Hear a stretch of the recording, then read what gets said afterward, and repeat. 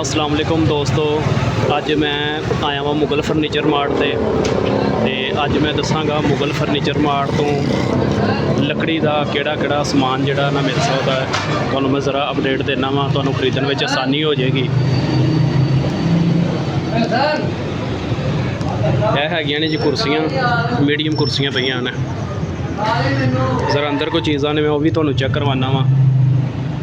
यह हैगे ने जी स्टूल, 3 फुट हाइट का स्टूल है जी, तुहानूं मिलेगा 1500 रुपये का।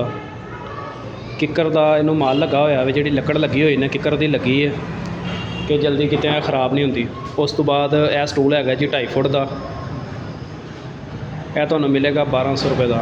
जिहड़ा 3 फुट वाला है 1500 रुपये का मिलेगा। उस तो बाद यह 2 फुट का छोटा स्टूल है, यह तुहानूं मिलेगा 1000 रुपये का। स्टूलों तो इलावा हर किस्म का लकड़ी का स्कूल फर्नीचर भी मिल सकता है। यह हैगी जी मीडियम कुर्सी, यह ज़रा कुर्सी थोड़ी जी डिफरेंट किस्म की बनी हुई है। ये जी बैक है ना, बड़ी प्यारी किस्म की बनी हुई है। इनू चपटियाँ लगियां ने जी 1 2 3 4 5 तो किकर की लकड़ दे विच बनी हुई है। जल्दी कितें खराब नहीं होएगी कुर्सी, टाइम कढ़ेगी, पैसे लगे तुहाडे जिहड़े ने ज़ाया नहीं होणगे। ऐसे शेप दे विच तुहानूं लार्ज कुर्सी भी मिलेगी। उस तो इलावा एक पिछे मीडियम कुर्सी पई है। जिहड़ियां दी बैक वालियां चपटियां ने ना, इनू 3 लगियां होईयां ने ते इनू तुहाडे सामने 5 चपटियां लगियां होईयां ने। यह बेहतरीन किस्म की जिहड़ी ना आर्डर ते बनी है। तुसीं हर किस्म का स्कूल फर्नीचर जिहड़ा है ना मुगल फर्नीचर मार्ट तो आर्डर ते तैयार करवा सकते हो।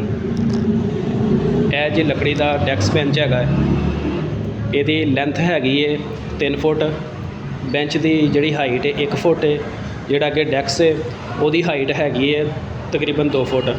यह बच्चों के बहन वाले हैगे ने, पहली जमात तो लग के तकरीबन कोई 7वीं 8वीं जमात के बच्चे तो बह सकते हैं। इस तो बाद 4 फुट के आ जाते हैं मैट्रिक के बच्चों लिए। इस तो बाद तुहानूं जिहड़ियां कुर्सियां ने ना लार्ज भी मिलणगियां, मीडियम कुर्सियां भी मिलणगियां, छोटियां बिल्कुल स्माल कुर्सी जिहड़ी हुंदी वो भी मिलेगी। हर किस्म के लकड़ी के डैस्क बेंच भी मिलणगे मुगल फर्नीचर मार्ट तो। मुगल फर्नीचर मार्ट का एड्रैस हैगा जी दाता दरबार की बिल्कुल बैक साइड ते। तुसीं आना है जी दाता दरबार की बैक साइड ते, अखां वाले हॉस्पिटल के बिल्कुल सामने मुगल फर्नीचर मार्ट है जी।